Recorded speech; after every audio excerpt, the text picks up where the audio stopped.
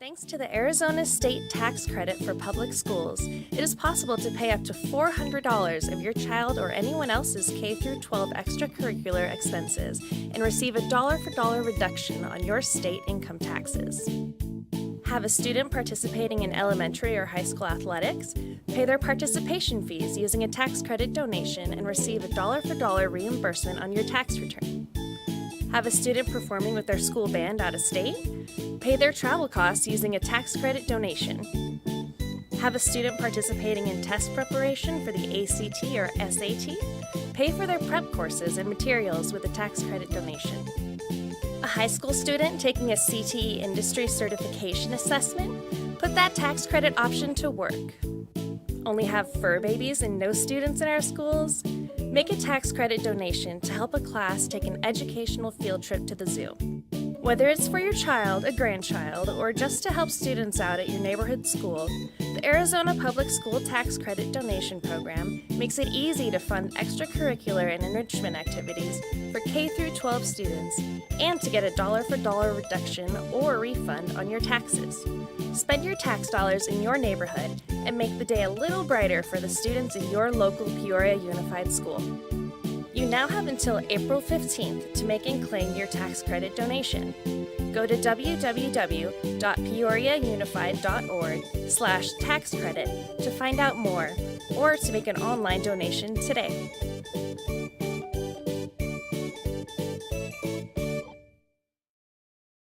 Are you looking for a fulfilling career? Peoria Unified School District has openings at all levels. With outstanding benefits and professional growth opportunities, there's something to help you feel fulfilled and appreciated each and every day. Join the community where experienced educators have their expertise valued, where new teachers are supported from day one, and where those who are passionate about education reach their full potential. Welcome to Peoria Unified School District, where every day is an opportunity to make a difference. Visit us online.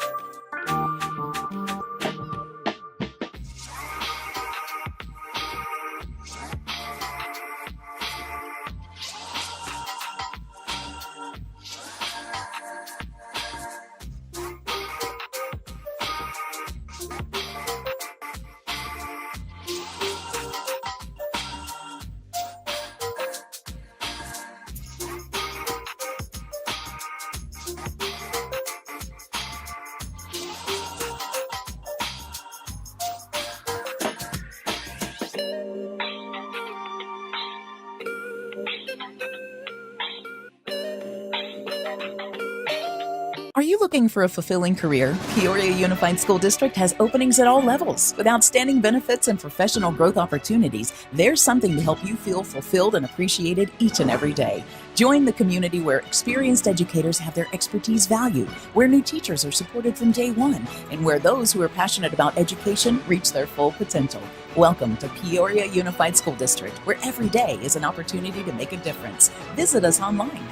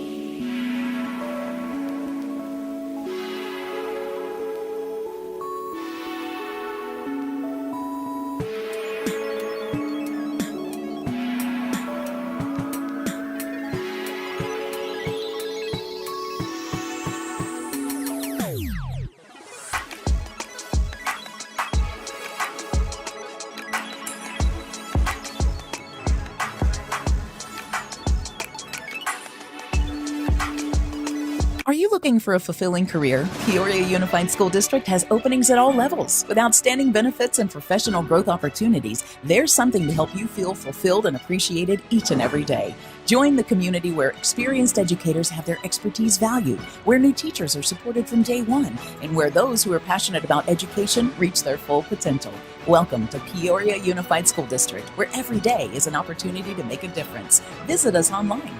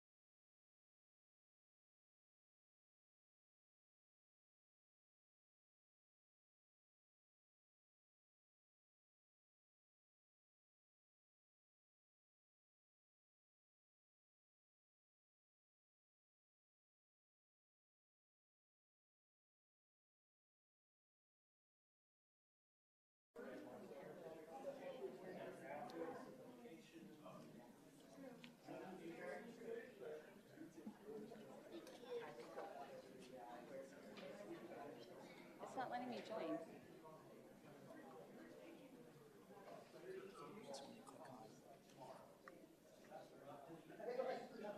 So if you go to the log and you're logged in, Yeah. you probably sometimes they have. Okay. Yes, sir. Welcome, everybody, to tonight's meeting. We are grateful to have you join us. We are going to be opening this meeting at 6:01 p.m.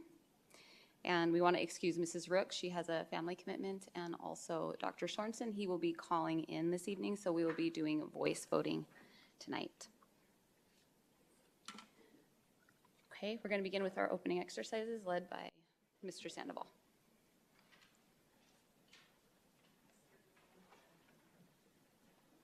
If I can ask during our moment of silence if we can keep the Pingarelli family in our thoughts.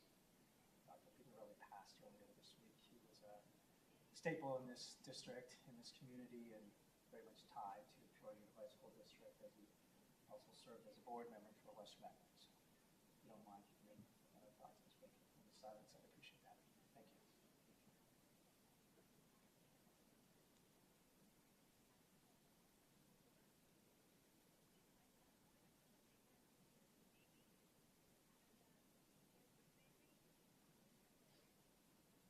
I pledge allegiance to the flag of the United States of America and to the republic for which it stands, one nation, under God, indivisible, with liberty and justice for all.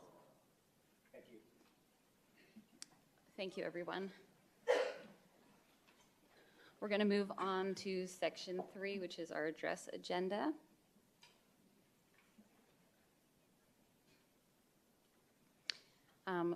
We need a motion to adopt the agenda as presented or recommend changes to the order of business. Is there anything that you want to be pulled?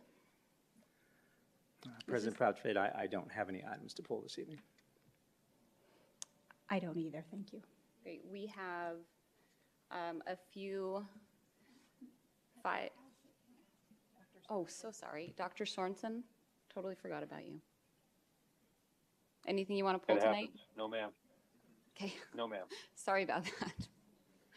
We do have section 511, 512, and 513 that I'm requesting to be pulled because we have some public comment tied to that. All right, that being said, I need a motion to adopt the agenda, pulling 511, 512, and 513. I'll move that we adopt this evening's agenda, pulling from consent 5.11, 5.12, and 5.13. I will second. We have a motion made by Mr. Sandoval and seconded by myself. Ms. Donner, can you take us through a voice vote? I certainly can. Can you please just give me a few moments prior to the voice vote to make the changes? Thank you. bet.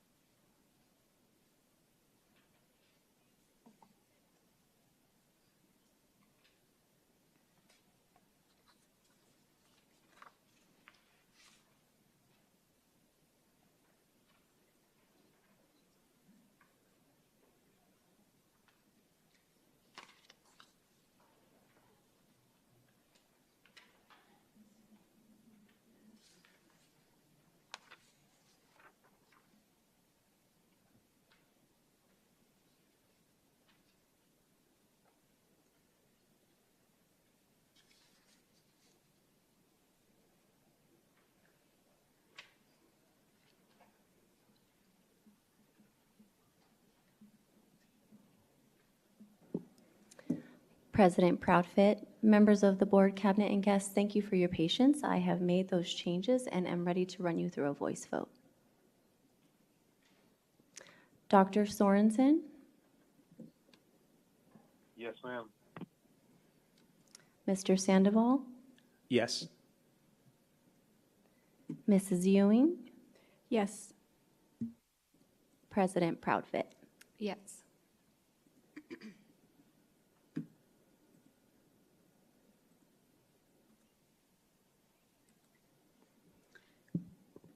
Vote passes with 3 yeas, and board members, will you refresh your screens to include the changes?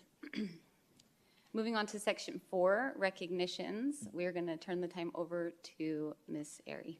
Good evening, President Proudfit, members of the board, cabinet, and guests. As I shared with you at our last meeting, we are very excited to be celebrating our incredible CTE programs this month. It's timely as we celebrate National Career and Technical Education Month. And so we've reached out to a couple of our stellar CTE programs, and there are so many stellar CTE programs in our district. We're really pleased to have one in particular to highlight for you this evening from none other than the Peoria High School. Here to introduce the program to you is their proud principal. I'd like to invite up to kick us off this evening, Mrs. Landa Tartaglio. President Proudfit, members of the board, district administration, and guests. I am the proud principal of Peoria High School, and it brings me great honor to talk about our agriculture program and FFA. So very passionate as a parent and as the principal of Peoria about the program and what we have. I want to first introduce to our teachers. So this is Jim Kaltenbach. He's our CTE lead and ag teacher. And then Kevin Norris, ag teacher. And where did Jared, oh, he slipped in the back with the suit on today. Jared Michaelis, also ag teacher. And I've given them permission to correct me if I say anything wrong because they're super passionate as well. So we are excited about having the original FFA chapter in Arizona. It was actually established in 1929. We did have agricultural classes starting in 1919 when Peoria first opened. So it takes you back that long. In our agricultural program, and there are a lot of superlatives, so I could go on forever, so I'm going to try to make it short, but it is an awesome program and opportunity for students across the district, because we are the only program in the district, and I believe we're the only program within 30 miles that have our agricultural classes in FFA. So our program is the only one in the state, and I believe nationally that we offer all 3 credits in science to be able to graduate in our agricultural program, being bio-agriscience, environmental agriscience, and then we have biochemistry. And so they are able to complete all of their science required courses in the program.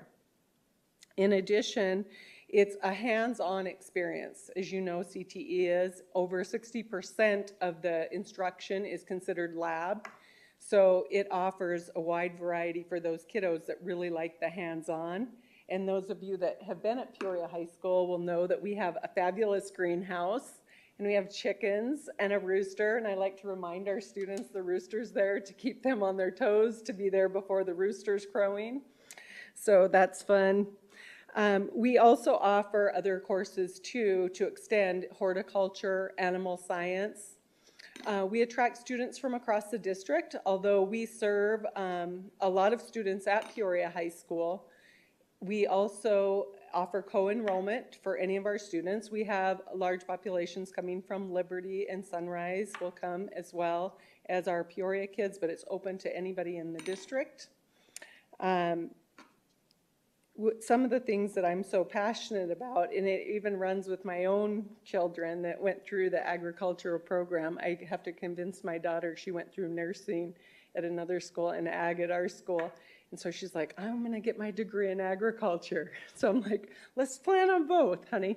But it is great opportunities, and you will hear, and it meets all different needs. We're going to hear from a student quickly about his experiences at Peoria, but just the focus of our program and our FFA is that premier leadership. Sometimes people think agriculture and just think just farming or science. It's so much more than that. The kiddos get such a good leadership opportunity where they continue to grow and lead, and they're some of our biggest student ambassadors on campus for the program. We also have the pleasure of working with culinary and do some farm-to-table type activities.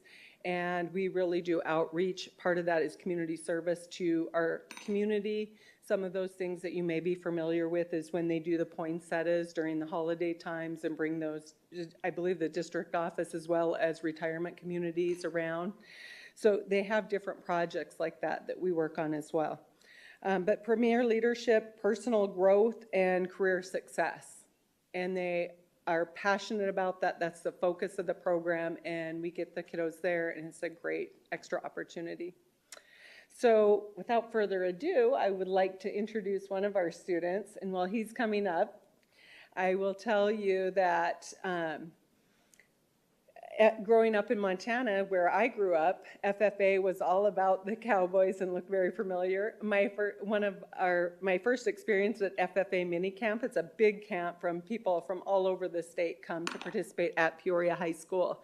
And I remember sitting there thinking, because back in the day, it was all of us cowboys, cowgirls. It's not like that. So when you come to our FFA and mini camp, it's a very diverse group. I remember seeing kids participate in these hands-on activities in slides and their socks pulled up and hats on backwards. So it's just a great opportunity to gain those leadership skills, personal skills, professional. So this is Tanner Strunk. Couldn't be prouder. He's one of our students that represents us. And I'll just tell you a quick thing about Tanner. He came to us as a junior. So some of our kiddos will start in the program as a freshman and go through all of the classes. He's accomplished all of those classes in just this short amount of time. And when you hear him speak, you'll see how much he's learned in just that short time. So without further ado, Tanner. Thank you, Mr. Talia. Well, thank you, the board, and everyone here today for allowing me to speak. It may be a mistake, but we'll find out. I can really only say that Peoria FFA has been a very big influence on me in the past about 2 years or so since I joined, all right? I joined my junior year because I didn't know what I wanted to do until about that time. I decided I wanted to go into range management, or grazing management, which is, grazing animals and everything like that. And I realized I needed to learn everything I could stat. And so I was lucky that of all the urban schools and everything like that in this area, especially the Phoenix, Peoria had an ag program, okay, among many others, but specifically an ag program, and one of the biggest in the state too, and one of the oldest. Like, we have over 100 years of activity in this area. And I gotta say, it was a pretty big effect. As soon as I got into the classes, I just jumped in, and by this year, my senior year, I'm technically an agriculture intern right now, and I'm working outside pretty much. Last semester I was working a few periods a day, and then after school, and now I just work after school because of other classes and everything like that. And it's been a wonderful ride. I've experimented in several different areas. I tried to turn an old weed patch and everything like that with just rocks and just dead weeds and basically just thorns and everything like that into kind of a field, a pasture for our chickens. We have several of them on the campus, as Mr. Tully was saying, that rooster crows all the time. And it's been an amazing experience being able to understand, like, for example, dealing with frost dates, et cetera, like that when you're planting. Like, I planted in December and everything like that, and many of my seeds died because, I didn't account for the frost. And unfortunately, that's just a learning path. On the learning curve, you have to learn that you can make mistakes sometimes. And I figured that out, but then I reseeded and everything like that, and the experiment's going just ahead right now. And I've turned so far what used to be a wheat field and everything like that, of rocks and nothingness, and pretty much just left alone for a few years now, into a pretty vibrant field that I've put a fence around and everything like that. I've just been allowed to do whatever I need to do to get that done, and I've got it done, and it's been amazing so far. And we have other kids that are helping out as well with the program, so it is really hands-on. Like, for example, the chickens themselves, they need to be taken care of most of the time, so we have a variety of different kids come out and everything like that to help gather the eggs, for example, and then clean the building, clean the coop itself, and then to actually change the waters and the feed and everything like that, everything that goes into raising animals, and a very important part. And I think we should expand upon that even too, and I keep on pressing my instructors for a goat or something like that. Get rid of some of those weeds outside campus all around, but for now, some of these kids have never seen or dealt with chickens ever, and you can tell when you first see them, they get scared by these just tiny little birds, okay? And it's really funny, but it's an important experience they need to have, because then they get to handle these chickens and they get to understand how they work and how to take care of them. And I think that's a very important part of any person's life, because it gives them responsibility. Personally, for me, I've grown up on horse property, the little that there is in Glendale. So that's given me a really early chance at responsibility. But for some of these kids, they don't have that same responsibility with animals. Maybe some have a dog at home and everything like that, but maybe family helped them out. But with this, you really have to put in the time and effort. And another area in our ag lab is what we call it, is dealing with weeds and growing crops. So this, about September or November, so September, October, November, we planted wheat. So we can go ahead and get some grains by about April or so, and we're going to make a pizza project or something like that. And we're hoping to harvest it ourselves and produce the actual grain and the dough and make the bread and everything like that. And it'll be a great experience for the kids, because for one part, they get to see it grow from a seed all the way up, and then they get to harvest it and understand what goes into that process. Very basic things that in agriculture that are very important for them to understand why it's important, and maybe even perhaps considering a role in agriculture in the future. And there's so many other different areas, agriculture at our school, that these kids are learning. They're learning the basics of planting a seed, and they're learning how to propagate it. They're learning how to grow watermelon, for example. We started that last semester, and they're taking care of, we have a few aquatic species, a turtle. I don't remember what type it is, but they definitely keep on throwing too much food in all the time. But we also have 2 oxalotls, which are an exotic, I guess, little treat for all the kids to go ahead and take care of. They really take out the worms really, really fast, all right? So all of these experiences allowed the kids from freshman year on to senior year a chance to get involved with agriculture and to go ahead and make their mark, and if they really want to, go into a career in the future.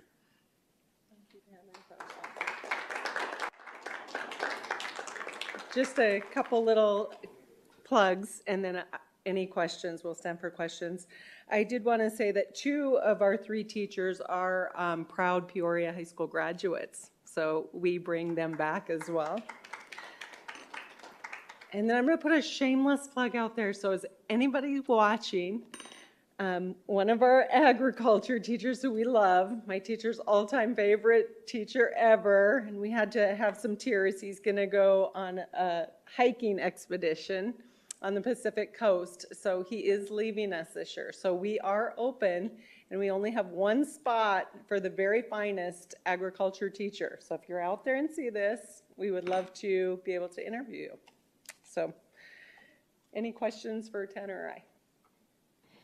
I just wanted to say, teachers? it's very clear the amount of passion you have for agriculture. Agriculture is something that I was not really raised with the knowledge of, but in my adult life is one of my most favorite things ever. I have chickens and goats that are on the way, so if you need to borrow our goats, just let me know. They'll be here in 3.5 weeks.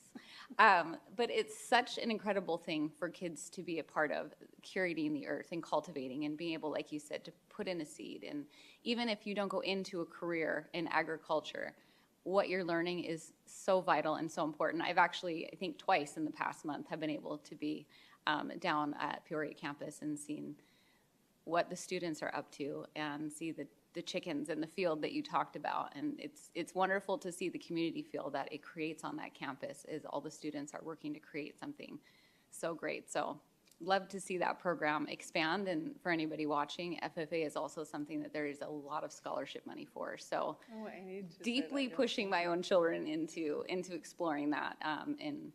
And I know lots of people are interested. So thank you so much for being so dedicated and for being such a great representative of the program. Anyone else? Any? Yeah, Tanner, just great work. I mean, to piggyback of what President Proudfoot just stated around, it's clear that you're passionate about this industry and really career path. The amount of work that it took to catch up, right? You know, that your freshman and sophomore year, you got caught up in your junior year, and now you're, you know, in line with the, you know, I guess the program at this point. But one thing that you said about the frost, and you mentioned that, you know, sometimes you're going to fail, and just picking yourself up to try again, right? Thank you for understanding that, and continue to put yourself out there. You're right, there are a lot of great lessons to learn through failures, but don't let that stop you from trying and keeping to, you know, just challenge yourself along the way. So congratulations on all the great work, and I say this a lot, but just thank you for just working really, really hard every day to be the best version of yourself. So congratulations, kid. Thanks, sir. Yeah, you got it. Congratulations. So do you know where you're going after high school? I'm going to New Mexico State University for range science and probably minoring in agriculture business. That's great to hear. That's great to hear. Congratulations on accomplishing so much. I come from a long line of family from Purdue, and agriculture is very big out at Purdue University. But amazing. I know the program over there is just amazing. The high school has got some great staff over there as well. I wish you the best, and please keep in touch and let us know where the future takes you. Thank you. Dr. Sorensen? Yeah, I would just say I think it's great, and I'm always a proponent when CTE programs can meet the requirement for state core classes, and being able to do that through career and technical education, the creative problem solving that is managing animals, that is managing our soil, is going to build post-secondary success in our kids. And American farmers are American heroes. What they have to go to, and knowing the finances behind it, and how banks take advantages of farmers, and all of those aspects of our nation that make our nation great. I have no personal experience with it, but definitely an advocate of it. And thank you very much for all your work. Thank you. Thank you. Thank you. President Proudfit, we may call upon you for that goat, because I told Tanner he asked the wrong people, because he went to his teachers instead of coming to the principal or the president of the board, so hold that thought. We'll have 2 for you. Thank you. Thank you very much. All right, moving on to section 4.2, board comments. Mrs. Ewing? Same school location, but I just wanted to give a big congratulations out to our Peoria Flex Academy staff. They had the Unity Days. That's something they do every year. It's to help students tell their story and talk about all the ways that they really bring those students together. It's an amazing, amazing experience. If you have an opportunity to get down there to see the great artwork that they created, it's just pretty amazing. And then another thing that they did this year for the first time is they had a Peoria Flex Academy reunion. And I talked to Principal Jacobs, and she said it was amazing. They had students that came all the way from 2006 graduates all the way to 2023, all in the same space, just laughing and carrying on and so forth. She said it was one of the top 5 moments of her career, and some of the teachers even came in from Wisconsin. So kudos to that principal and the staff who create such a great, loving environment for those students. So that's all I have. Mr. Sandoval? Yeah, quickly, just a lot of achievements realized by our boys and girls wrestling teams in this year's championships. But there are a couple that I really want to lift up, and one is certainly our Liberty girls wrestling team for winning the state championship. And going back to Peoria High School, we have a back-to-back state champ in Nilese Izagiri. From what I understand, she won all of her matches by pin, all of her wins by pin, right, throughout the entire season. So just amazing. But anyway, congratulations to just all of those schools who made it to the state championships across from Centennial, Ironwood, Liberty, Peoria, Raymond, Eskelos. But I wanted to definitely lift up those 2 accolades, so thank you. That's great. Dr. Sorensen?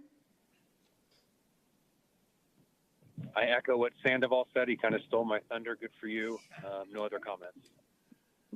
Thank you. I just wanted to quickly, I failed to recognize and mention our textbook committee the last meeting.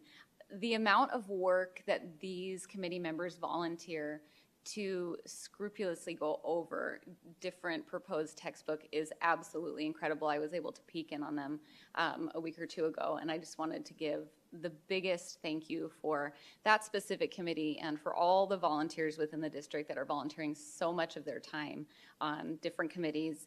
I was also able to go to the Peoria Flex Academy Unity Day, and it was absolutely incredible. What a great event, joining the community together, and the very, very important work that they're doing over at Peoria Flex Academy. If anyone is looking for a quick way to plug in, or what you can do as a community member, there's actually lots of opportunities for just small and simple things at Peoria Flex Academy. So please reach out to me via email if you are interested in getting involved in that. And then I wanted to also mention the Retiree Leadership Academy. We were able to attend the first meeting of that, and with permission, I would like to still attend because it is so great. The information provided about Peoria and the people that are coming, it really is a group of people who are looking to learn and work together to make Peoria even better than it already is. And so thank you for everyone attending that and for preparing that. It is absolutely exceptional. Okay, we are going to move on now to superintendent comments. Mr. Molino? President Proudfoot, members of the governing board, cabinet, and guests, I am proud to share that once again, 2 Peoria Unified High Schools have made history by advancing to the state championships. We would like to wish Ironwood and Sunrise Mountain the best of luck as they face off at the Arizona State Division 5A Soccer Championship. They will play each other at 2 p.m. this Saturday at Greenway High School, and if anyone would like to attend and cheer for their team, please join me there. In less than 10 days, we will have the Peoria Arts and Cultural Festival. We invite the community to join us from 9 a.m. to 3 p.m. on Saturday, March 2nd at the Peoria City Hall campus. At this event, community members can enjoy countless pieces of student art and student performances, and there will also be interactive art experiences for the whole family and food truck vendors. This is one of the largest events in the West Valley, and we're proud to partner with the City of Peoria and the Peoria Education Foundation to offer this annual tradition in our community. Peoria Unified School Safety Week is quickly approaching and will take place from March 4th through the 8th. Our Safety Week theme is see something, say something, hear something, and do something. Our district takes pride in its strong relationship with Peoria and Glendale Police Departments and our dedicated SROs and SLOs. These partnerships, combined with a well-informed community that is committed to safety, allow our district to provide the safest environment possible to do what we do best, educate our students. Thank you. Thank you, Mr. Molino. All right, we're going to move on to Section 6, and these are the items we removed from consent. So 6.1, we're going to welcome Mr. Toby up. He has a comment to make, and this is the cooperative contract, state contract RFP CTR 068884, computer equipment, peripherals, and related services. Mr. Toby? Yes, good evening. My name is Jeff Toby, and for the sake of time, let's apply the same comment and idea to all 3 of these. I don't want to waste anybody's time, but I do feel it's important to, whenever oftentimes we have relationships with people, we have to talk about money. And one rule that I suggested or would like to see in practice was all agenda items that are over $100,000, let's talk about it. And that's what this is. This is a relationship with the board, relationship with the professional staff. And I would like to see us have a little bit more description in what we're spending on. Because in these 3 agenda items that I asked to comment on, I mean, in total, throughout the renewable contracts, we're talking about $1.2 million. And I don't think that's something we should really gloss over. I think we should be like, well, we need these computer component parts to replace old computers, or just a little bit more description to have this trust built between the board, the community, the professional staff, where all this money is going. I know we are on the precipice of a lot of economic turmoil and some of the financial forecasts, and I think we just need to be more careful and diligent how we spend our money. And I understand these contracts are renewable each year, but when we're looking at a ball of wax of $1.2 million, let's be careful how we spend it. And if it's a true need, I'm all for it. But please just apply the same comments to the rest of the 3. I'd like to see a practice of us talking about these kinds of purchases more as a topic of voting, and rather than just as a one swoop consent agenda item. Thanks. Thank you. I need a motion to approve cooperative contract, state contract RFP CTR 068884, computer equipment, peripherals, and related services. I'll move that we approve the addition of state contract RFP CTR 068884. I will second. We have a motion made by Mr. Sandoval, seconded by Mrs. Ewing. Ms. Donner, will you take us through a voice vote? Dr. Sorensen? Yes. Mrs. Ewing? Yes. President Proudfoot? Yes. Mr. Sandoval? Yes. Motion passes with 4 yeses. Thank you.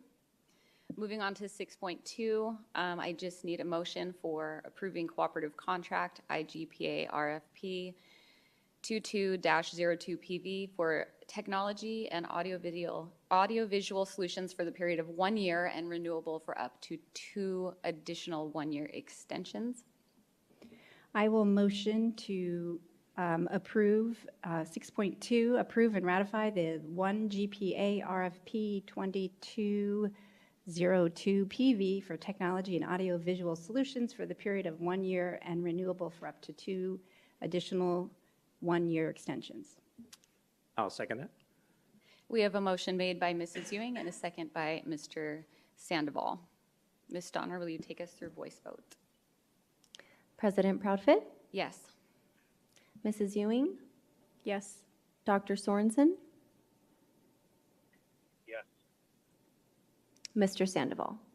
Yes. Motion passes with 4 yeses. Moving on to 6.3, we need a motion to approve and ratify the addition of the SAVE contract RFP C-005-2223 investment banking services for the period of 1 year and renewable for up to 4 additional 1-year extensions. I'll move that we ratify the addition of SAVE contract RFP C-005-2223 investment banking services period of 1 year and renewable for up to 4 additional 1-year extensions. I will second that. We have a motion made by Mr. Sandoval and a second made by Mrs. Ewing. Ms. Donner, will you take us through voice vote? Mr. Sandoval, Yes. Dr. Sorensen, Yes. Mrs. Ewing, Yes. President Proudfit. Yes. Motion passes with 4 yeses. Thank you. Moving on to section 7, action item 7.1. This is the conversation approval to, It is the conversation regarding PUSD previously sold bonds refunding opportunity. And we're going to turn the time over to Ms. Myers. Yes. Well, good evening, President Proudfit, members of the Governing Board, Cabinet, and community. Thank you for the opportunity to provide information on prior district bond sales and a refunding opportunity that is available for district consideration. Tonight, I am joined by Mr. Brian Lundberg, Managing Director with Stiefel Nicholas and Company, the district's bond underwriter banking firm, as well as Mr. Paul Gales with the law firm Greenberg Traurig, the district's bond legal counsel. Mr. Lundberg and Mr. Gales will be available to answer questions with administration at the end of the presentation. Tonight, I will share information on the district's most recent bond authorization and outstanding bond sales that the district is currently amortizing, as well as a refunding opportunity related to the outstanding bond sales. In addition, information related to next steps will be presented at the end of the presentation. I'll start with a little bit of history. With a voter approval, a bond authorization can be in place for a public school district, and that district may issue bonds which are purchased by investors to fund projects that have a useful life that's longer than 5 years. Project examples include school building improvements and renovations, technology, and school bus purchases. In November of 2012, Peoria Unified's community approved a $180 million bond authorization that has been completely sold and has, at this point, concluded. Related bond sales are being repaid over a set period of time through secondary property taxes from property within the Peoria Unified School District. Bonds payable at 6/30/2023, so June 30th of last year, consisted of $153,065,000 of outstanding general obligation and refunding bonds. Considerations related to past bond authorizations and related bond sales have included the district's assessed valuation, which has grown in recent years, as well as the district's debt limit and credit rating, which at the last rating was Standard & Poor, S&P, AA negative. Bond refinancings or refundings are used by state and local governments to achieve debt service savings on outstanding bonds. Peoria Unified School District and other Arizona public school districts have refunded bonds in the past to achieve debt service savings for the district and taxpayers in the community. Refunding does not provide additional funding to the district, but instead reduces the amount of property taxes collected for debt service of outstanding bond sales. This slide details outstanding bond sales that the district reported in the fiscal year 2023 annual comprehensive financial report. The schedule details the year of the bond sale and the amount of the sale, as well as the outstanding amount. You will note that in 2015, the district previously completed a bond refunding. At this time, $55.2 million of the $153 million of outstanding bonds are eligible for an optional redemption by July 1st, 2024. The estimated savings to the district's debt service that again is funded from property tax collections is $5.7 million or $4.9 million net present value net of all costs over the next 10 years. If the district would like to pursue this opportunity, administration will ask the governing board to approve administration to work with the district's finance and legal professionals to prepare a bond refunding resolution and related documents for approval at the March 14th, 2024 governing board meeting. This concludes the presentation. At this time, Mr. Gales, Mr. Lundberg, and I are all available to answer your questions. Thank you. Thank you. Is there any questions? Start with you, Ms. Ewing. I don't have any questions. I really appreciate all the detail you put into your reports, so thank you. Yeah, agreed. I mean, obviously, anytime we can save money in this setting is a good thing. Just to be clear, I mean, this evening you're asking us to approve you and team and partners to move forward in the process and present more details at the upcoming board meeting. Is that correct? President Proudfit, Mr. Sandoval, the motion tonight would be to approve administration to work with our legal and underwriting professionals to prepare a resolution and the legal documents to initiate the refunding activity. That legal document would be approved on March 14th. Thank you. I know earlier you said this doesn't mean additional dollars coming into the district, but with the savings, are there opportunities, I mean, are there thoughts on, you know, the amount that we'll realize in savings on how those dollars can be used in the district? President Proudfit. Or how can they be used, I guess. President Proudfit, Mr. Sandoval, the savings is to the debt service fund. The district does not have the ability to use those dollars for anything other than to continue to pay down outstanding bond sales. And I can certainly ask Mr. Lundberg to assist me in providing additional information, or Mr. Gales regarding that, if there's anything you'd like to add. Perfect. Thank you for that. I appreciate it. Dr. Sorensen? No question for me. Thank you. Thank you for that report. And I think anything that is giving taxpayers a break is a great thing. So I look forward to more information being provided to the board as you guys continue in this process. That being said, I need a motion to approve district administration, and finance legal professionals to prepare a bond refunding resolution and related documents for approval at the March 14th, 2024 governing board meeting.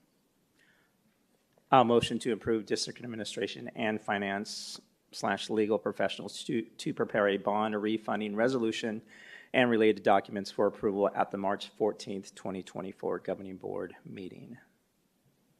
I will second that.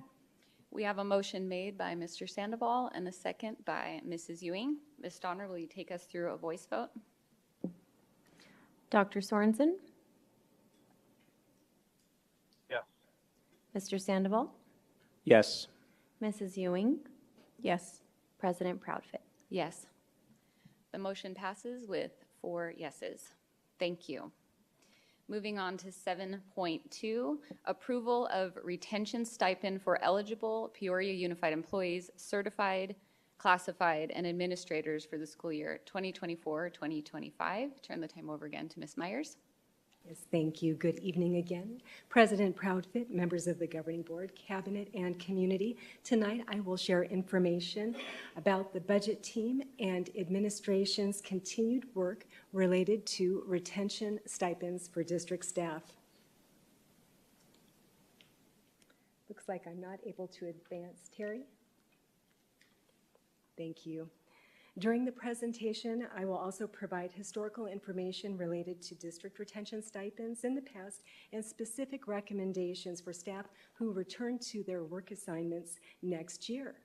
Employee retention stipends have been in place for several years in the district for employees who sign their contract or letter of reasonable assurance and return to their work assignment on time in the new school year and who are currently employed with the district when those retention stipends are paid.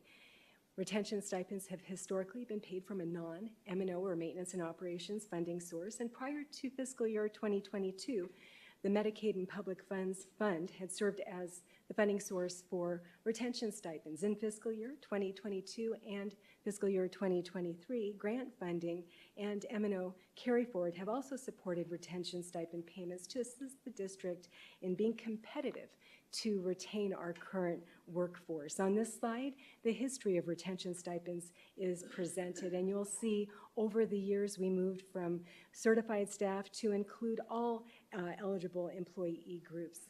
And you'll also note that in fiscal year 2022 and fiscal year 2023, there were increases in part because the district was receiving pandemic-related grant funding from the federal government.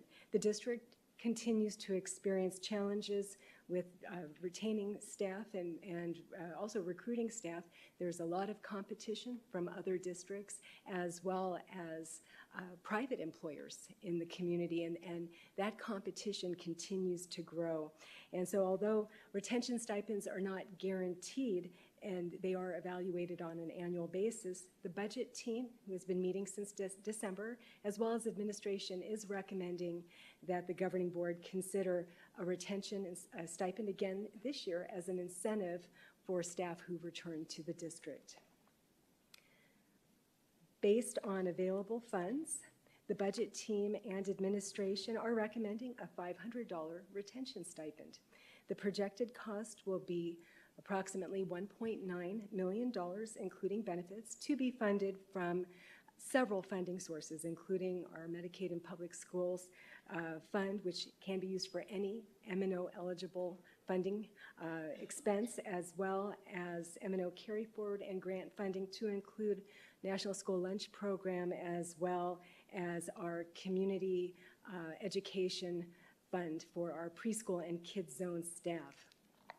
To be eligible for the retention stipend, as has been the case in prior years, our employees need to be employed at this point in time and receive a contract or a LORA for the new year per policy. It's actually by the end of January you needed to be an employee, and to return the employee's contract or letter of reasonable assurance on time, as well as to return to work in the new year either on July 1st or when their contract starts, and to be employed by the district when the stipend is payable. And with that, that concludes the presentation. Mrs. Vesely and I are both available to answer your questions. Thank you. Thank you. Mrs. Ewing, do you have any questions? My only question is just timing-wise, the employees, because we have the new start date next year with the calendar, so does that shift when the employees need to sign their contracts by to be eligible for this? President Proudfit, excuse me, Mrs. Ewing, there will actually be a deadline for contracts to be returned for certified and administrative staff, as well as LORAs, or letters of reasonable assurance, for our classified staff. Mrs. Vesely will be presenting on contracts in the next agenda item. So that deadline's actually before the start of the new school year. Okay, all right, thank you. Yeah, thank you, Ms. Myers. You know, I appreciate again how we continue to be on a trajectory that continues to value all of our associates across Peoria Unified. And knowing that this particular benefit is not guaranteed on an annual basis, but I do appreciate when opportunities do present themselves to lift up all of our associates. I appreciate you thinking of this in a holistic way, so thank you for that. Thank you, Mrs. Proudfit, Mr. Sandoval, members of the governing board. If I may, our budget team had very thoughtful conversations regarding retention stipends, as well as administration and Mrs. Vesely. And so our group of over 40 budget team members had input and had the opportunity to consider this. So it's truly a group effort to continue the retention stipends for next year, for employees who return next year, I should say. Dr. Sorensen? I would just say I really appreciate the effort to make sure that we help out our employees with stipends. I know that we would prefer to have them at the base of the salary, as those stipends and the funding sources may not be available year after year, but I do appreciate the work of the committee in that effort, and also the tiered approach to try to address compression, and just appreciate the work. Thank you. I'd like to add to that and just say, obviously teacher retention and recruitment is top of mind for everyone in the district. I appreciate that time went into preparing a way for this money to be available. I hope in future years we'll be able to find a way to make more money available to make that stipend a little bit bigger for some of our employees. But certainly we appreciate all the work, and your team does such a great job preparing information.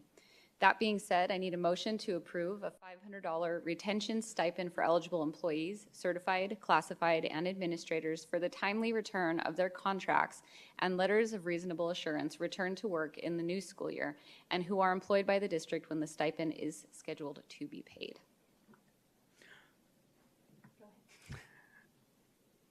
I'll move that we approve the 2024-2025 $500 retention stipend for all eligible employees. I will second that. We have a motion made by Mr. Sandoval and a second made by Mrs. Ewing. Ms. Donner, can you take us through a voice vote? Mrs. Proudfit? Excuse me, Yes. President Proudfit? Yes. Mrs. Ewing? Yes. Dr. Sorensen? Yes. Mr. Sandoval? Yes. Motion passes with 4 yeses. Thank you. Moving on to 7.3, the approval of rehire lists for the issuance of contracts for administrators, psychologists, certified staff, related service providers, and certified non-teaching professionals. And we'll turn the time over to Ms. Vesely. Good evening, President Proudfit, members of the board, cabinet, and guests. Tonight, I'm bringing forward for consideration and approval the rehire list for administrators, certified teachers, certified non-teaching professionals, psychologists, social workers / school counselor, mental health professionals. This year, we moved our process of reconciliation up a few weeks in order to bring the rehire list to the board in February versus March. This has been a request of our teachers, our associations, and from the board in previous years. So we were excited to be able to move the positions up and to move this work up about 3 weeks. Our team has worked diligently to meet with all schools and all departments on our reconciliation process in order to then go and build contracts within our visions system. This is a reminder that our rehire list and the contract amounts that are on our contracts that will be going out pull from this year's positions and salary in visions. The budget team and cabinet will be bringing forward recommendations on raises and compensation requests back to you in April and May. Once the board approves any additional raises, Human Resources and Payroll will work to send out estimated salary updates to all individuals. So the lists that are provided to you tonight, you will have the list of administrators. You also have the certified rehire list, and that certified rehire list includes our teachers that are in front of students, the people in the 1,000 function code. Our non-teaching professionals rehire list shows all certified professionals such as related service providers, instructional coaches, counselors, TOAs. These positions are certified positions, but they are not teachers in the classroom, so they are not in the 1,000 function code. The non-teaching professional group also includes social workers, but we did pull out the social workers list separately due to the ADE requirements. So that's why you see them separately. They would fall underneath the non-teaching professionals as well. So I just wanted to make that clear.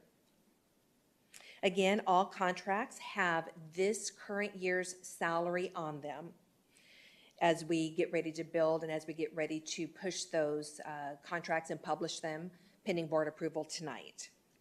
So again, upon your approval tonight, we will go live. We'll issue those contracts either later on tonight or first thing in the morning. All certified staff will have 15 business days by law to sign their contract. That takes us right up to March 15th, which is just before spring break at close of business. Our administrator group and psychologists have 30 business days by law to sign their contracts. That date takes us right up to March 25th, and that's right after spring break. I personally just wanted to thank our team. We had about a team of 6 to 7 people that were working on building the contracts, envisions, getting them ready, changing any salaries. And I wanted to personally thank Christy Davis, our benefits coordinator, Mona Rodriguez, our payroll manager, Veronica Fabella, who is part of our business services department, and 3 people from our HR team, Carmen Miranda, Jackie Cullinan, and Mr. Joshua Snow. Administration is recommending tonight that, again, you, the board, approve the rehire list and authorize the issuance of contract for administrators, psychologists, certified staff, related service providers, non-teaching professionals, which also include our social workers and our school counselor mental health professionals for the 2024-2025 school year. And with that, if you have any questions, I'd be happy to answer them. Ms. Ewing? I just want to say thank you for bringing this to us the 3 weeks earlier. As you mentioned, I know it's really important to the employees that they get this as soon as possible. So thank you. Thank you to you and your whole team. Yeah, agreed. Thank you for taking in the input from the field and making those adaptations. It's important that they understand that this building and those at this level are listening and they're being heard. So thank you for that. Dr. Sorensen? Yeah, I really appreciate the efforts in getting these contracts out and letters of assurance. It's just a shame we don't have the monetary resources to allow our people to know what their compensation will be the next year. I know we're in a challenging position with that, and getting these out early is a positive step for our district in regard to hiring, and hiring early is important, and the competition and the lack of, staff that we have available to hire, it's important to get these out early. So I do appreciate that work. Thank you. Yes, I would just echo that and say thank you for making this happen early. I think it's great that we're going to have a majority of these probably figured out pending approval tonight before spring break. That is a great way, I think, to both finish the school year and to prepare us to start the next school year with a great staff moving forward. We do have one public comment tied to this item, Mr. Jeff Toby.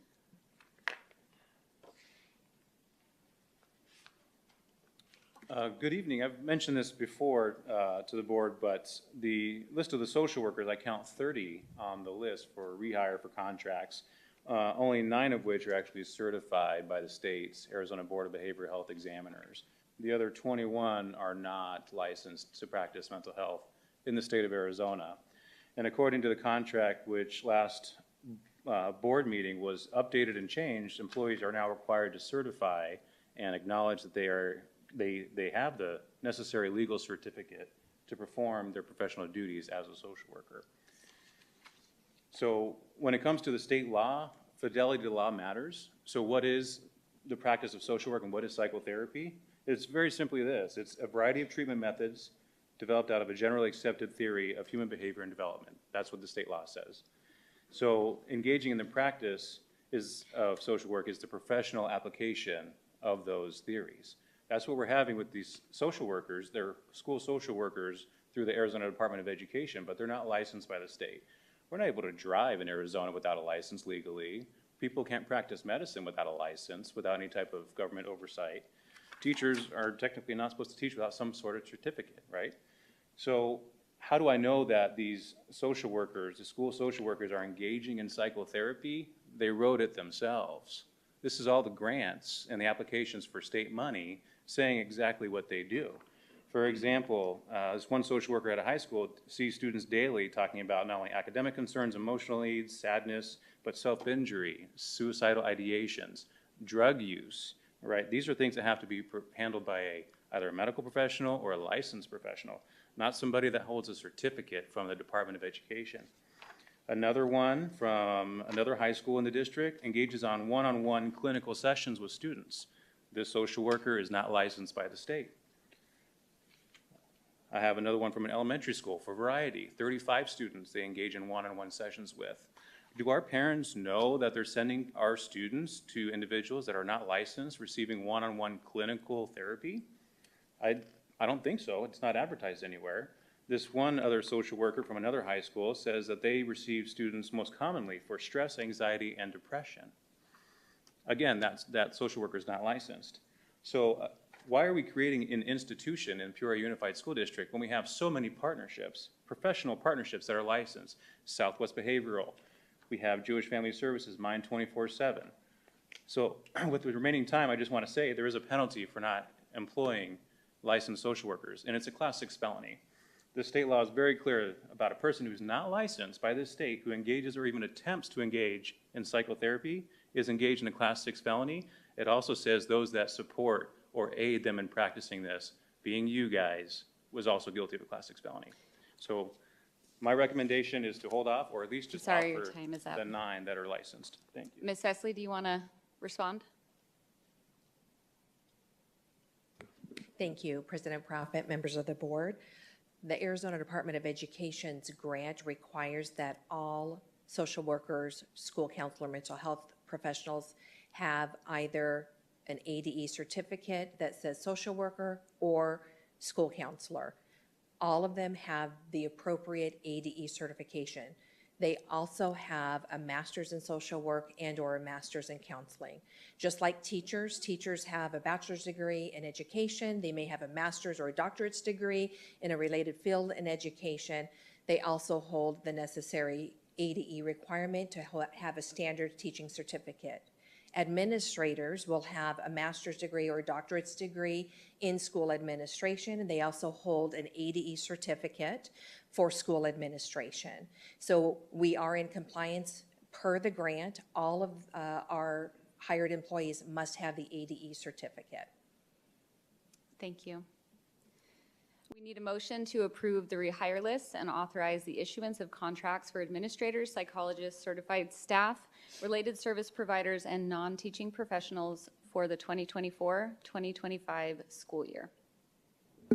I will motion to approve the rehire list and authorize the issuance of contracts for administrators, psychologists, certified staff, related service providers, and non-teaching professionals for the 2024-2025 school year. I'll second that. We have a motion made by Mrs. Ewing and a second by Mr. Sandoval. Ms. Donner, will you take us through a voice vote? Mr. Sandoval, Yes. Dr. Sorensen, Yes. Mrs. Ewing, Yes. President Proudfit. Yes. Motion passes with 4 yeses. Moving on to 7.4, the Peoria Unified Organizational Chart. We're going to turn the time over to Mr. Molino.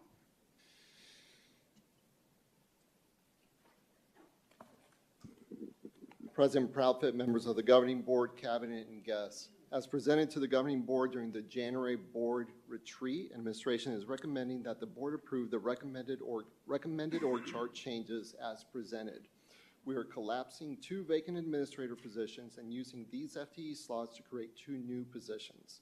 The total number of administrators will stay FTE and budget neutral, and the total number of administrator positions will stay the same at 28, and this includes the superintendent position. In creating a community education department puts us in alignment with other school districts of our size and allows the Kids Zone and preschool programs, which are 2 revenue-generating departments, to support additional programming by increasing their effectiveness. At this time, administration stands for questions. Thank you. Mrs. Ewing? I don't have any questions, thank you. Mr. Sandoval? Oh, thank you, Mr. Molino. Yeah, my questions were asked and answered at the study session. Dr. Sorensen?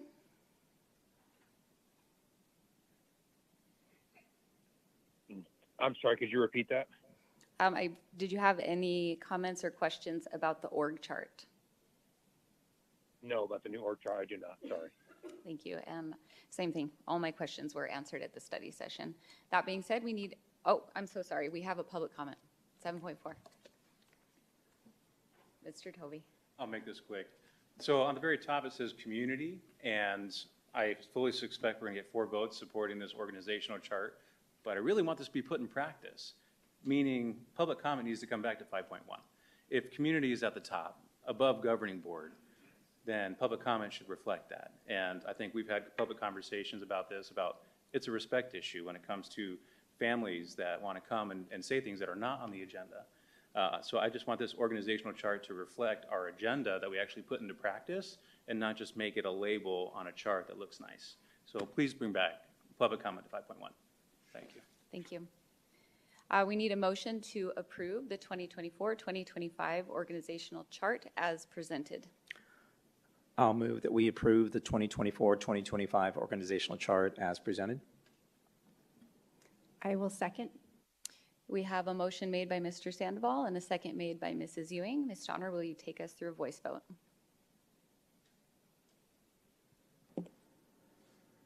Mr. Sandoval? Yes. Dr. Sorensen? Yes. Mrs. Ewing? Yes. President Proudfit? Yes. Motion passes with 4 yeses. Moving on to Section 8, discussion items. 8.1, we have an update on the demographic and enrollment projections presented by Mr. Molino. President Proudfit, members of the governing board, cabinet, and guests, as part of the process for the Citizens Advisory Committee, we contracted Applied Economics to perform an update to our demographic and enrollment data. They worked very closely with Mr. Moss and his team during this process. Unfortunately, Mr. Moss apologizes that he cannot be here tonight due to an illness, so I will be providing the information to the governing board. If a question arises that I am not able to answer, we'll provide the board the answer via a future Friday report.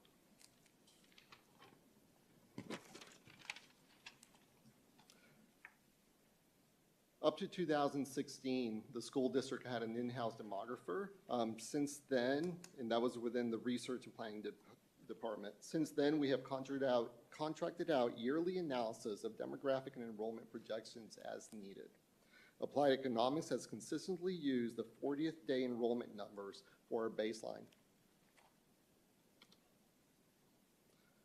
The scope and process that Applied Economics follows consists of them looking at over 10 different data sets. Some of these include geographic distribution, alternative providers, these are schools of choice for parents, such as charter and private schools, population, birth rates, household and housing data, and different aspects of the economy and the housing market.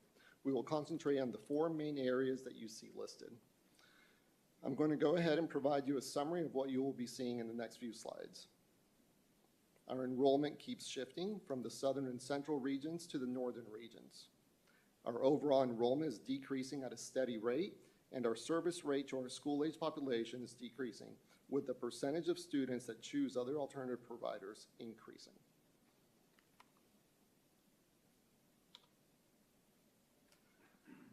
Applied Economics starts their analysis by analyzing over 400 smaller grid areas. These are the little white shapes that you see and white lines that you see throughout the map. And then they use the data per grid to build the overall projections for the district. We continue to view our district as 4 major areas. Area 1 is south of Grand. That is what you see there in light blue at the bottom.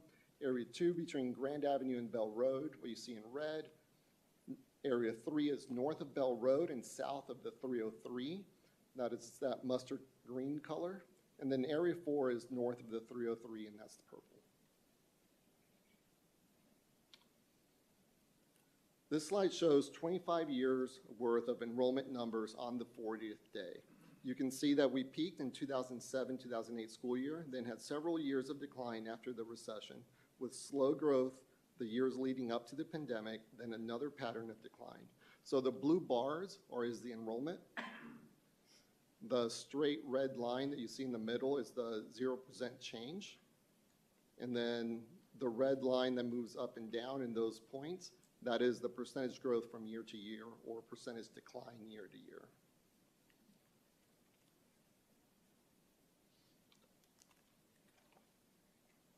This map shows our student density, and it's a great picture of the 4 distinct areas of the district.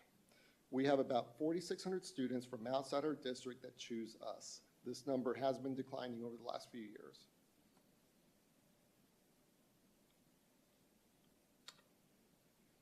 Within our boundaries and including a 1-mile area outside of our boundaries, we have 23 charter schools with approximately 10,300 students and 10 private schools with an additional 2,600 students. The numbers that you're going to be seeing tonight that are in the full demographic analysis include the new charter school going in Vistancia.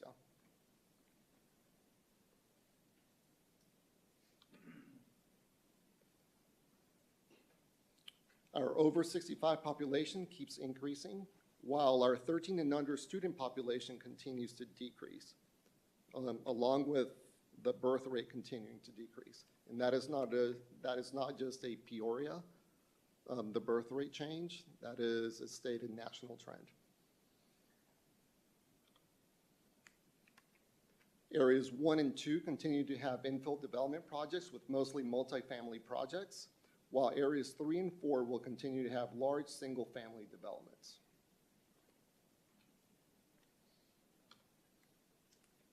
This map shows the key areas with potential new developments. It stays constant with past demographic studies, growth in the north with single-family developments and infilling and multifamily housing in the southern and central areas.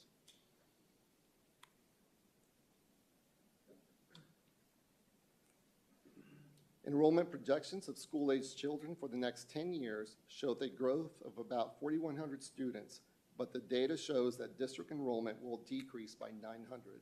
Our service rate for school-aged population will continue to steadily decline.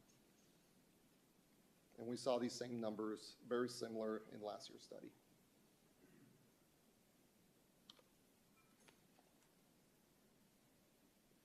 This table shows 6 years of historical data with 10 years of projected data for area 1 and 2 elementary schools.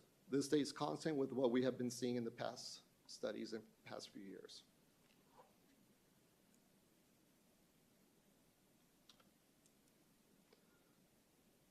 This data shows area 3 and area 4 elementary schools. This stays constant also with what we've been planning for, with Lake Pleasant Elementary School being our hotspot and most critical boundary region that we need to address.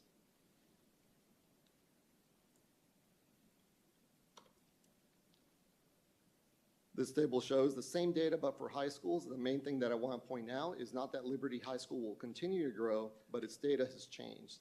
It has not only slowed, it will be in decline until the 28-29 school year. Past enrollment studies showed that Liberty crossing the 3,000 enrollment mark during the 27-28 school year.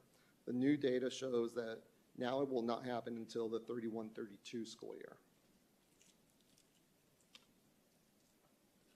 In summary, areas 1 and 2 will continue to see declining enrollment. Area 4 will continue to see growth. This growth may be offset by increases in alternative providers, lower birth rates, and an aging population.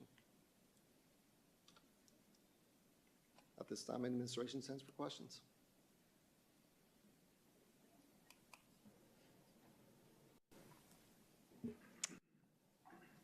I appreciate all the data that's put together, and especially with some of the changes that are happening with some of the other schools coming in. I know that one of the things that this doesn't show is the changing needs of our students in terms of like our special needs populations, whether that's, I feel like I got information before that was growing, and so we have to make sure we're looking at ways to support those students and so forth. But I do appreciate everything you've put together. I don't have any questions at this time. Yeah, Mr. Molino, thank you, sir. Just a couple questions, comments. One is in and around the decrease in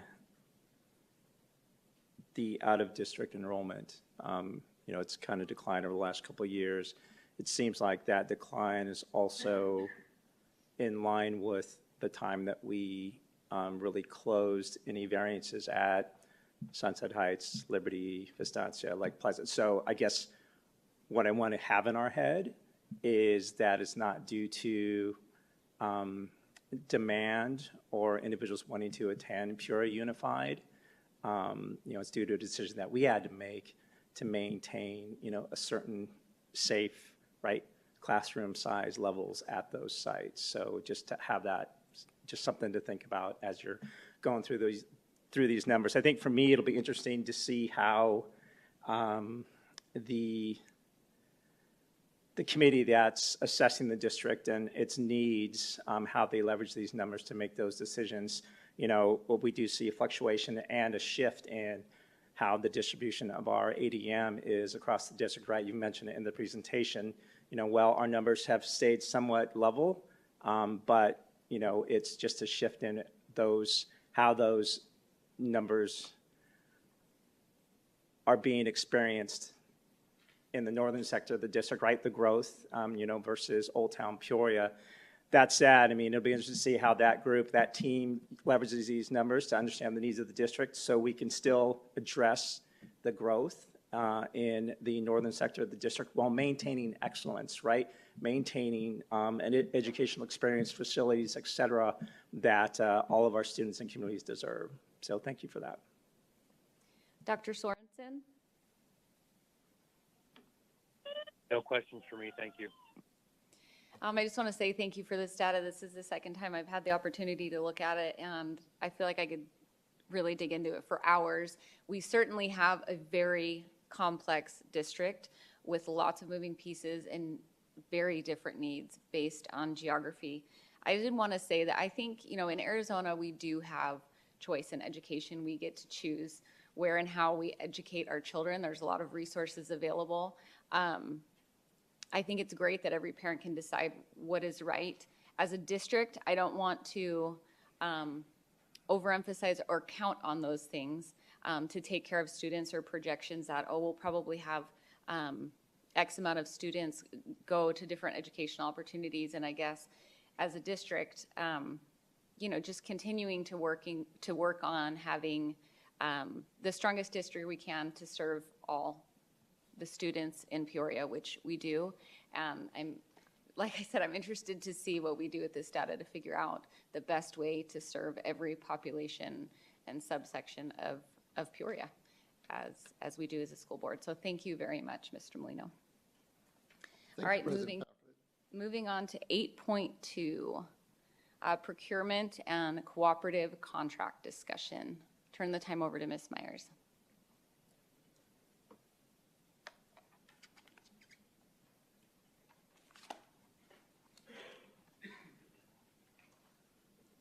Good evening again, President Proudfit, members of the Governing Board, Cabinet, and community. Thank you for the opportunity to provide information on school district procurement and cooperative contracts.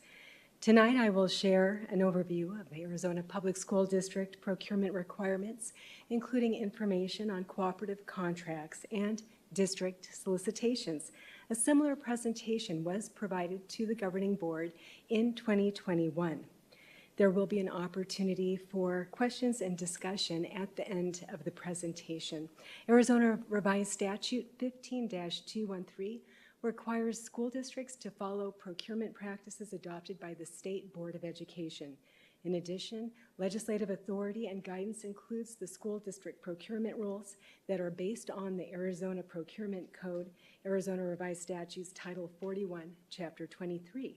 The requirements have several objectives, including the simplification and modernization of the laws governing procurement by the state, and a focus on consistency in the development of procedures, policies, and practices, increased public confidence in the procedures followed in public procurement, and increased economy that maximizes the purchasing value for public monies, as well as the fostering of effective, broad-based competition within the free enterprise system and safeguards for the maintenance of the procurement system quality and integrity.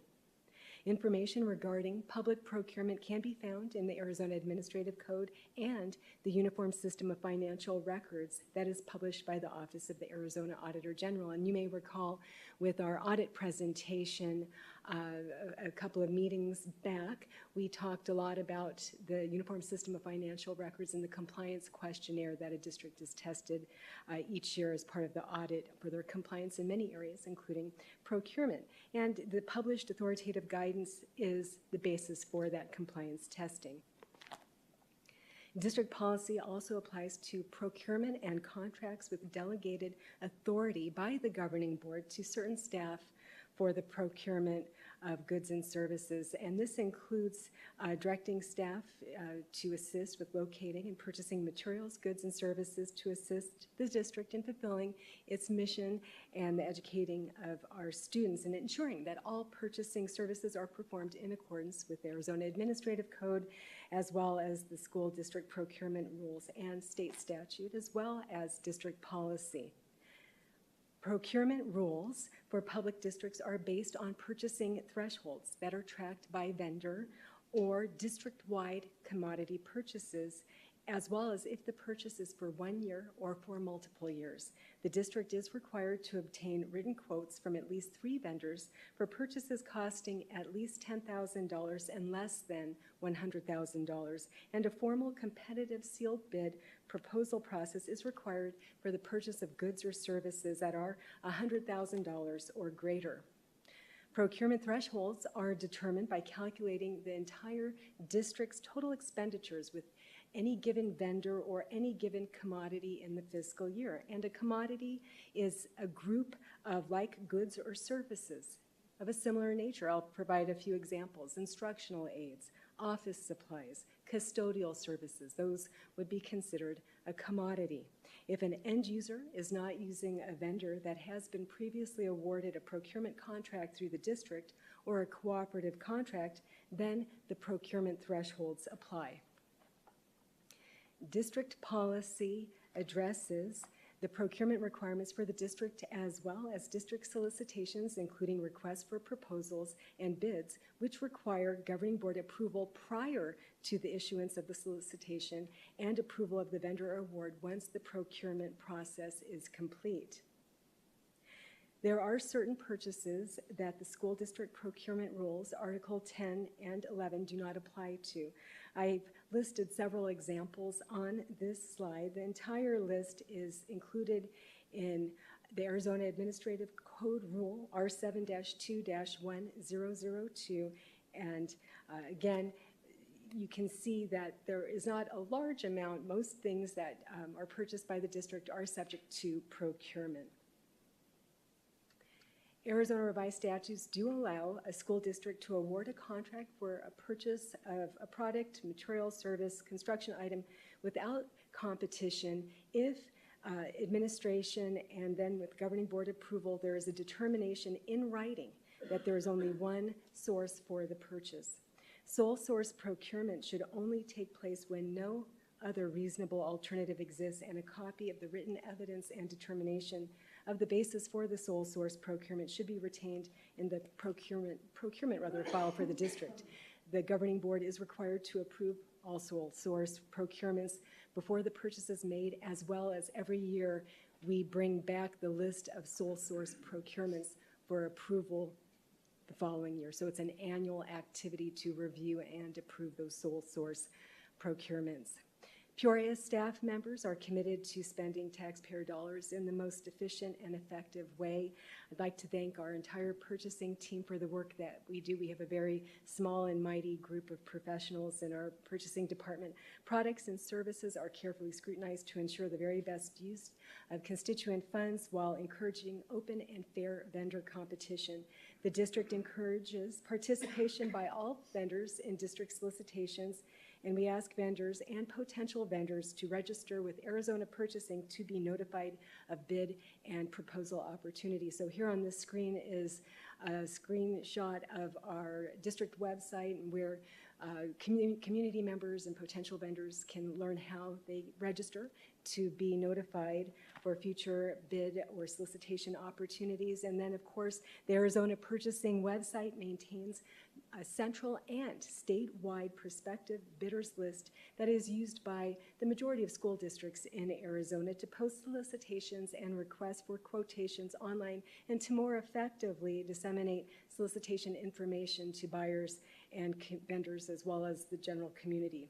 Arizona Purchasing primarily began with school districts, but they've actually expanded to include institutions of higher education, municipalities, as well as not-for-profit organizations. In lieu of obtaining quotes or managing a district solicitation, state statute and the procurement rules do allow school districts to participate in cooperative purchasing contracts that have been issued by another entity. These contracts offer discounted pricing and frequently award multiple vendors to ensure the availability of needed goods or services for participating school districts and entities.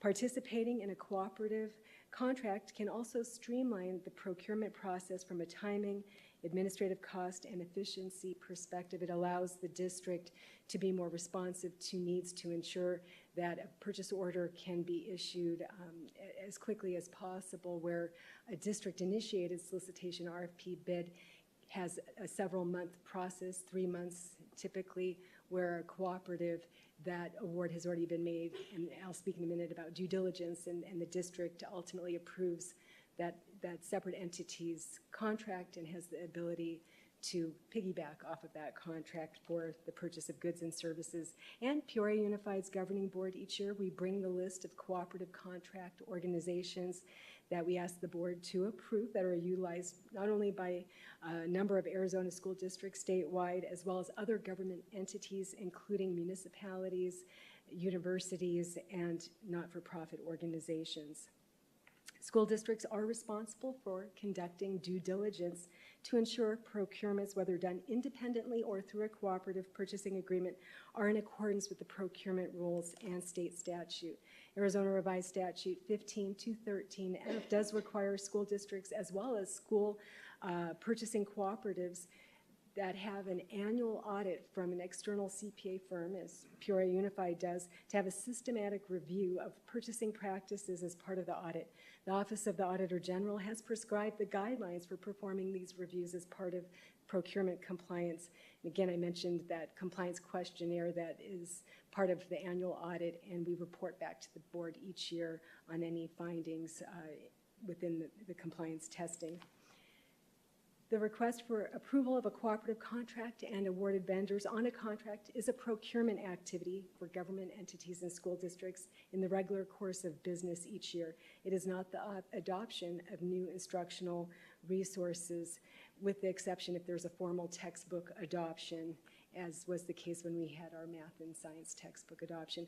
Awarded vendors are still required to go through the district's vendor registration process, and purchases can be limited to a finite population of vendors on an awarded contract, as there is no requirement to use every vendor that may be awarded. The district can reduce the number of vendors that are either awarded by the governing board or that are used for district purchases. In addition, the award of a solicitation or cooperative contract does not immediately provide teachers and staff with access to the awarded vendor's products or services.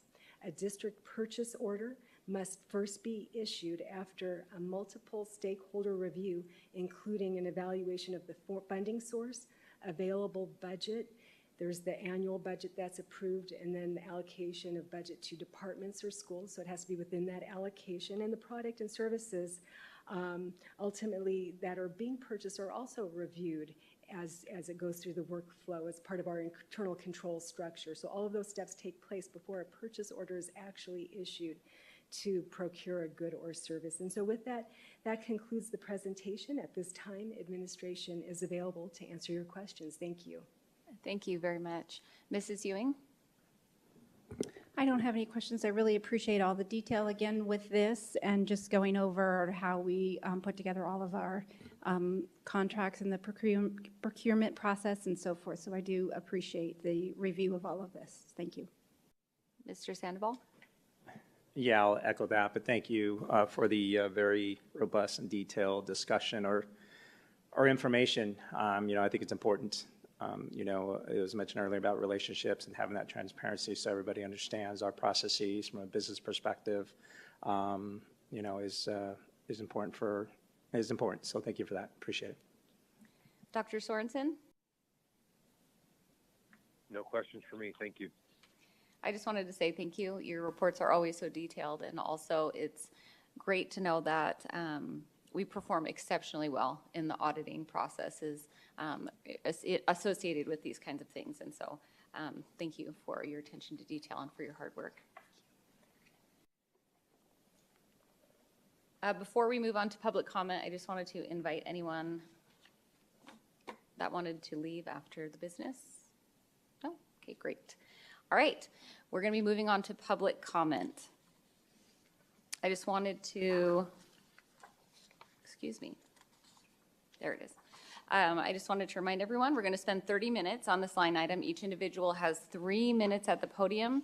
A reminder to our community that state statute prohibits the governing board from discussing and responding to comments that are not on the agenda. Speakers and the audience are to refrain from abusive or profane remarks, disruptive outbursts, applause, protests, or other conduct which disrupts or interferes with the orderly conduct of the business of the meeting. Personal attacks on board members, staff, or members of the public are not allowed.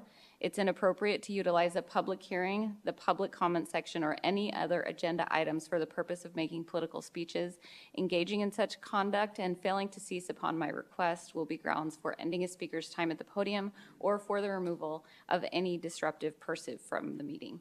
All right, our first speaker is Mr. Jeff Toby. You could have picked me later on down in the pile, but I just want to readdress this. Sometimes in education, you have to keep reiterating a point to get it through to certain people. Obviously, we just heard Ms. Michelle Meyer's presentation about fidelity to the law, up to the procurement process, and cited several Arizona revised statutes. So I want to read one for you as well. 32-3286, unlawful practices under the social work covered chapter. And it says that a person who is not licensed pursuant to this chapter, meaning the Arizona Department of Behavioral Health, shall not engage in the practice of behavioral health. I previously defined what that means, and I wanted to say that where my time got cut off was a person who is not licensed pursuant to this chapter who practices or attempts to practice this behavioral health, including diagnosing, treating any mental health illness, disorder of any person without authorized by law, is guilty of a Class 6 felony. It's pretty serious stuff. So I understand what Mrs. Besley said as far as everybody has a certificate through the Department of Education. It really doesn't matter according to the plain reading of the law. It's not licensed by the Arizona Board of Behavioral Health Examiners, who has governance over mental health practices. We wouldn't hire a doctor who, yes, they graduated medical school, but they're not licensed. If they never got a license, but they went to the Department of Ed to get a certificate, oh, I'm a doctor, that doesn't cut the mustard. That's not correct. And neither it is in this case either. It goes on to say in the next section, a person who conspires with or aids and abets another to commit any act described in this section is also guilty of a Class 6 felony. So I think that the issuance of those contracts is against the law and is incorrect. And here's the kicker. It says each day that this violation happens constitutes a separate offense. So the 20 or so that are on that list who have been employed by the district, how many days have we been in school now? Each of those is a separate offense. I highly encourage from as a concerned dad for our students, having these people who are not licensed, there was no oversight accessing our students, that concerns me. I'm also concerned for the liability of the district, right?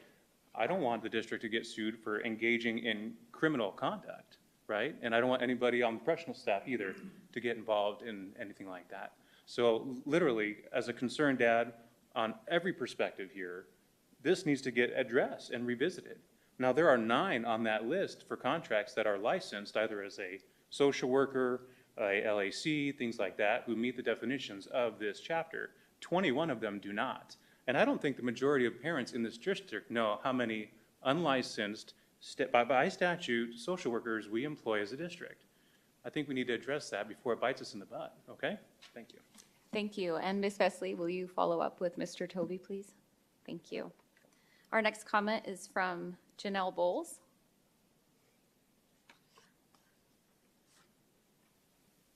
Hi, good evening, President Proudfit, Board, Cabinet, and public watching. I'm standing in to address a concern of a current PUSD employee who wanted to be kept anonymous from knowing who they were. The front office remodel, I guess, the word is that it's been pushed back for safety measures. The front office remodel for safety measures has been put on pause, too many P's, and pushed back to late fall due to costs being over $1 million.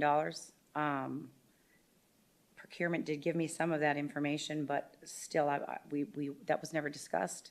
They were wanting to know, wondering why, and there was no comment or communication to anyone regarding this delay. So bringing that forward, we're simply asking if the board could supply information regarding this delay. That would be great.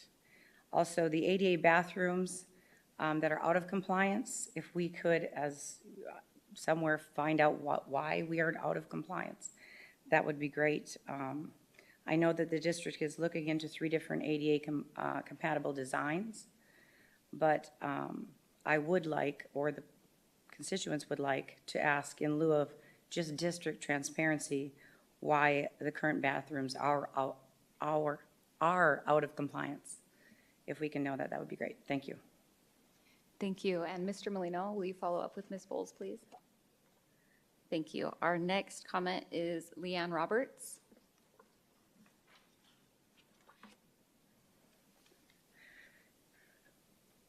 Good evening, President Proudfit, Clerk Sandoval, board members, Mr. Molino, cabinet and guests. It's good to be here tonight after quite an eventful past 6 weeks. On January 12th, I had a fall at work that resulted in breaking both of my elbows and bruising the bones in this leg. And I was shocked to get a call while waiting in Banner Thunderbird emergency room from one of Laura Vesley's, I'm gonna end up crying here, team members asking if I needed anything, but more importantly, asking if my daughter, who's in a wheelchair, needed any assistance in this time of my need.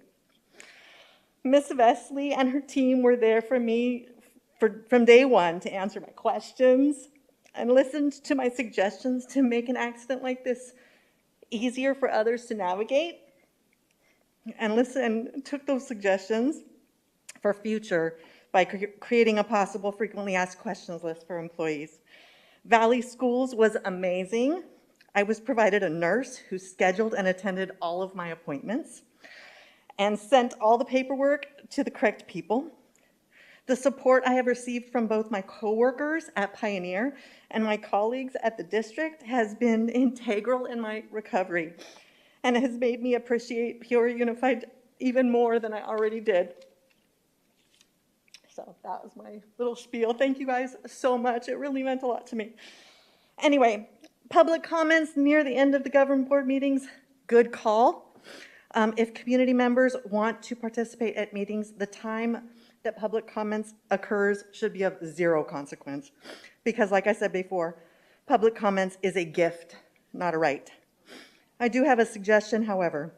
I watched a board meeting of our future superintendent school, Mr. Summers, and their code of conduct for public comments included a line that said, public comments is not a time to discuss personnel issues or grievances or some similar wording to that. And they cited governing board policy for how to discuss these issues with the district.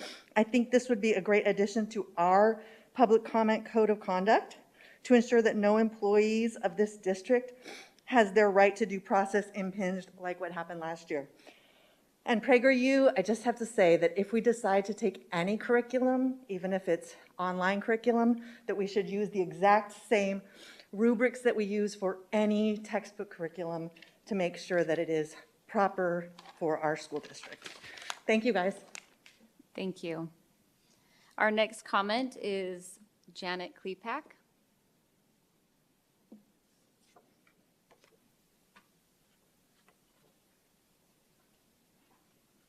Good evening, board members. This public comment time to hear from Peoria taxpayers before board voting agenda gives you knowledge and understanding for the voting community wants and parents' concerns. We continue to rejoice, Creator God, for the superintendent of all public schools, Tom Horn, at a state capitol event announced the placement of the Arizona School Portal, azed.gov, a free school standard curriculum open for all Arizona teachers' use, parents' viewing and use, a wholesome, objective, factual, and truthful PragerU Kids curriculum supports pro-America values. Arizona joins 5 states. Logical teaching. Logic teaching is deductive and inductive reasoning skills, opposites for well-rounded learning and environmental thriving. PragerU Kids curriculum, free, not wasting over $100,000 of Peoria taxpayers' money paid to research to improve high school math scores. Math has not changed. Remember, schools, public, have been around 400 years. Get it together. Pray with believers with me.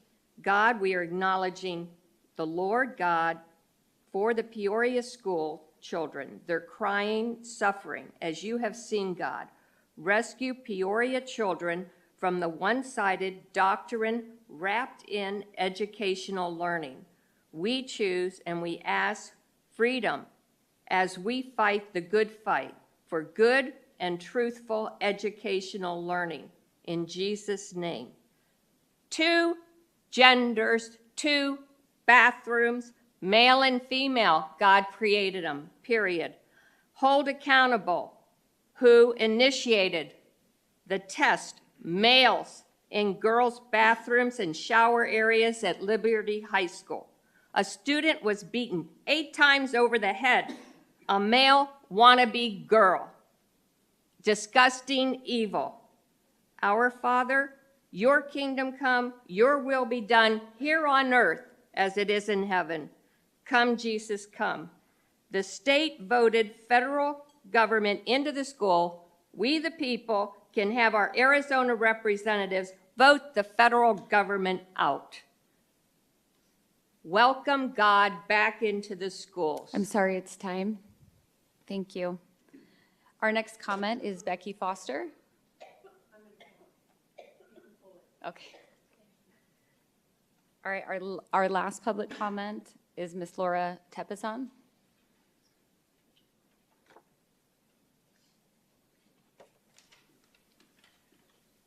Good evening to all, and with all due respect to all, feedback and some remarks. So I agree public comments under 5.1 looks much better than under 9.1. However, based on past outbursts and insults, I think actually the community, some members of the community has created that, although I agree with business first. I'm surprised, based on past outbursts and insults, I'm surprised there is still an opportunity for a public comment on the agenda. The districts have dismissed it. due to the lengthy, irrelevant, repetitive comments and off-topic character attacks that some of us might be guilty of.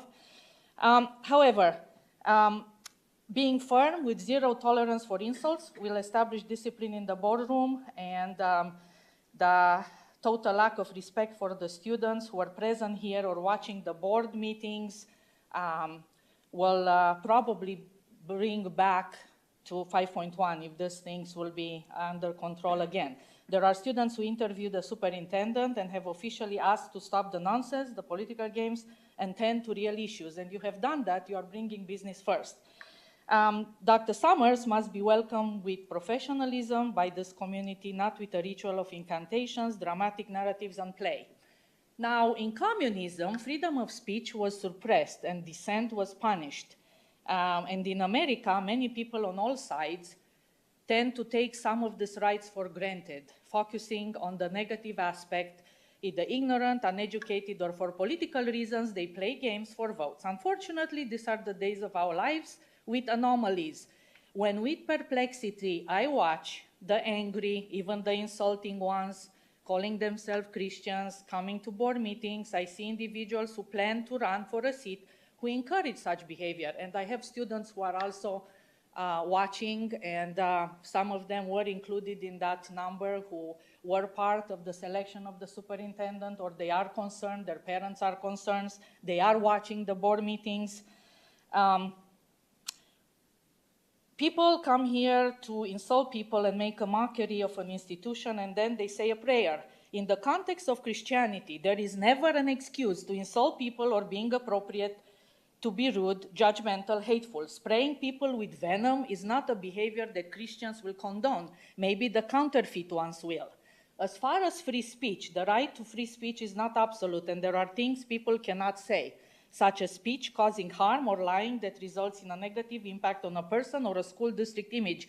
Hateful comments, defamation are not protected by the First Amendment and could result in criminal and civil liability.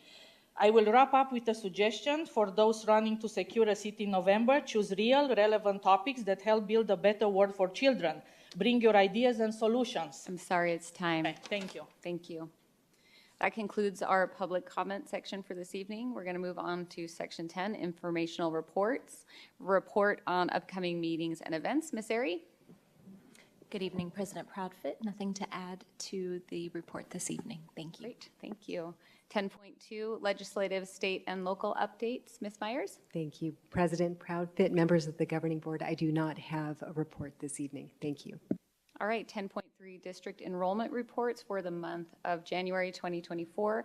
Just as a reminder, these reports are available on our website for your viewing.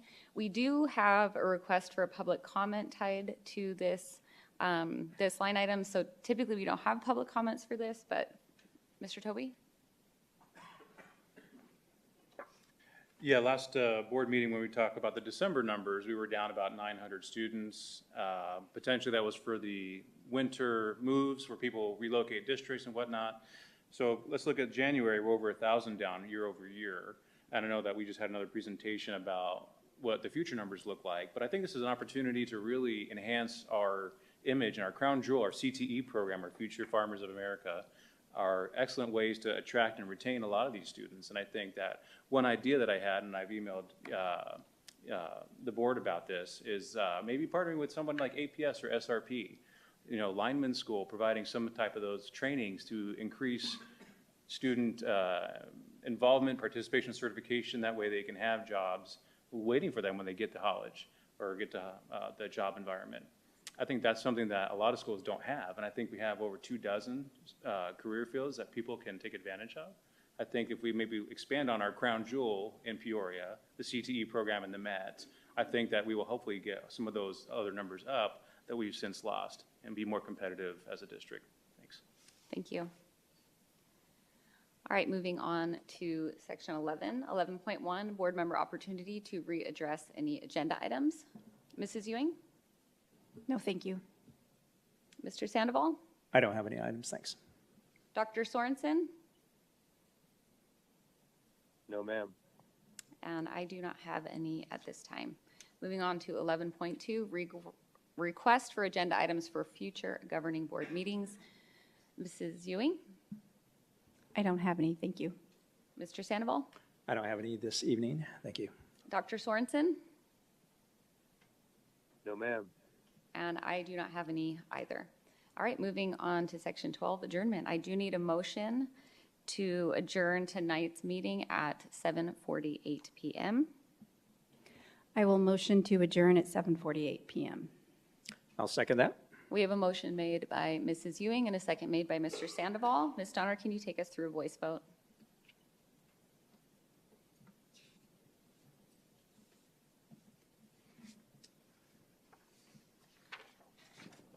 Dr. Sorensen, Yes. Mrs. Ewing, Yes. President Proudfit, Yes. Mr. Sandoval. Yes. Motion passes with 4 yeses. Meeting is adjourned. And thank you, everyone, for coming, and please get home safely.